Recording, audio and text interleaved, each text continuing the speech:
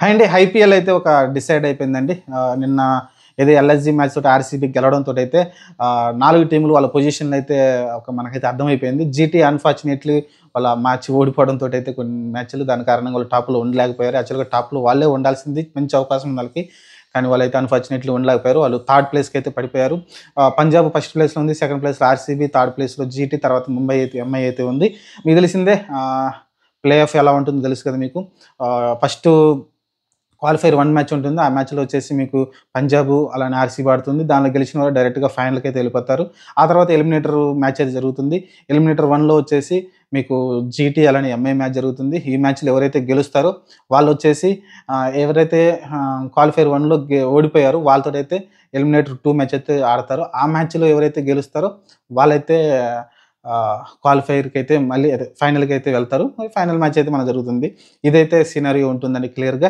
మరి ఇక్కడ chance top 2లో అయితే ఇప్పటివరకు జరిగిన కొన్ని మ్యాచ్‌ల్లో చాలా ఇంపార్టెంట్ అనాలిసిస్ ఏంటంటే దాదాపు 2008 నుంచి కావచ్చు, మిగతా టైం కావచ్చు, ఎవరైతే ఎక్కువగా మ్యాచ్‌లు గెలిచింది దాదాపు 95, 99% అనుకోండి ఒక రకంగా. 1%, 2% వదిలేస్తే 98, 99% వచ్చేసి టాప్ 2లో ఉన్న టీమ్‌లు అయితే టైటిల్ విన్నర్‌గా అయితే ఉన్నాయి. కాబట్టి ఈరోజు కొత్త విన్నర్ అయితే మనకు పుట్టుకొచ్చే అవకాశం కనిపిస్తుంది. ఆర్సీబీ కావచ్చు, లేకుంటే మన పంజాబ్ కావచ్చు, ఒక కొత్త విన్నర్ అయితే చూస్తామనుకుంటున్నాను నేనైతే. నేను కూడా అదే ఆశిస్తున్నాను. పంజాబ్ అయినా, ఆర్సీబీ అయినా నేనైతే పంజాబ్ గెలవాలని కోరుకుంటున్నా. వాళ్ళున్న టీమ్ కావచ్చు, వాళ్ళున్న సాలిడిటీకి. కానీ నిన్న ఆర్సీబీ నిన్న చూపించిన జితేష్ శర్మ కావచ్చు, ఎక్స్ట్రార్డినరీగా మయాంక్ అగర్వాల్ కూడా మంచిగా సపోర్ట్ తోటి అయితే జితేష్ శర్మ వేరే లెవెల్ బ్యాటింగ్ చేశాడు. కలిసి ఏ స్థాయిలో కూడా నా స్టార్టింగ్‌లో చూస్తే పవర్ ప్లే తర్వాత కూడా నాకు తెలిసి మ్యాచ్ గెలిచే సిచ్యువేషన్‌లో కనపడలేదు.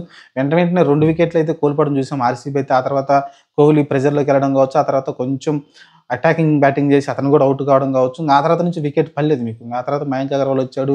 ఆ తర్వాత జితేష్ శర్మ వచ్చాడు. జితేష్ శర్మ అయితే వేరే లెవెల్ బ్యాటింగ్ చేశాడండి. లాస్ట్ 5, 6 ఓవర్‌లో అయితే మ్యాచ్ స్వరూపాన్నే మార్చేసాడు. చాలా ఈజీగా అయితే. ఎందుకంటే ఇంకా మీకు 8 బాల్లు మిగిలి ఉండగానే ఆ టార్గెట్‌ని చేజ్ చేసేసాడు. 8 బాల్లు మిగిలి ఉండగానే జితేష్ శర్మ అయితే సిక్సర్‌లతోటి విరుచుకుపడ్డాడు. కానీ దానికి ముందు ఫస్ట్ బ్యాటింగ్ చేసి మన ఎల్ఎస్‌జీలో అయితే పంత్ సెంచరీ చేశాడు మంచిగా. 61 బాల్‌లో 118 పరుగులు ఏమో చేశాడు. ఆ తర్వాత మీరు చూసుకుంటే తన సహకారంగా మిచెల్ మార్ష్ ఒక ప్రేక్షకుడిగా మిగిలిపోయాడు. అతను కూడా ఒక హాఫ్ సెంచరీ చేసినప్పటికీ ఒక ఎండ్‌లో నుంచొని పంత్‌కైతే ఎక్కువ బ్యాటింగ్ వచ్చింది.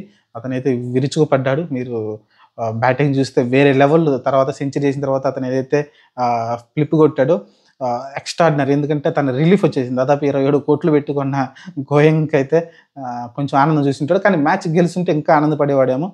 కానీ మ్యాచ్ అయితే ఓడిపోయారు. ఓవరాల్‌గా చూసుకుంటే ఎల్ఎస్‌జీ కూడా అన్ని మ్యాచ్‌లు అయిపోయినాయండి.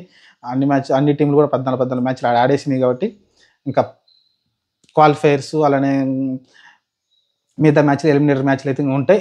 ఫైనల్ మ్యాచ్ కూడా జరుగుతుంది. చూద్దాం మరి. ప్రస్తుతానికైతే ఆర్సీబీ టాప్ 2లోకి వెళ్ళడం వల్ల తనకు ఒక ఇంకా బెటర్ ఛాన్స్ అయితే వచ్చింది. మనం అనుకున్నాం సెకండ్, థర్డ్ ప్లేస్‌లోకి వస్తే మటుకు ఎంఐ దాన్ని చిత్తుగా ఓడించి బయటకి పంపించేస్తారు అని అనుకున్నాం. కానీ వాళ్ళకి 2 మ్యాచ్‌లు ఛాన్స్ ఉంటుంది కాబట్టి వాళ్ళైతే కొంచెం ఫ్రీగా ఆడుకోవచ్చు. పంజాబ్ గాని, ఆర్సీబీ గాని ఫ్రీగా ఆడుకోవచ్చు. ఇంకొక ఛాన్స్ ఉంటుంది కాబట్టని క్వాలిఫైర్ 1లో కొంచెం గట్టిగా 2 టీమ్‌లు కూడా కొంచెం గట్టిగానే తెగించి ఆడతాయి ఫైనల్‌కి వెళ్ళడానికి.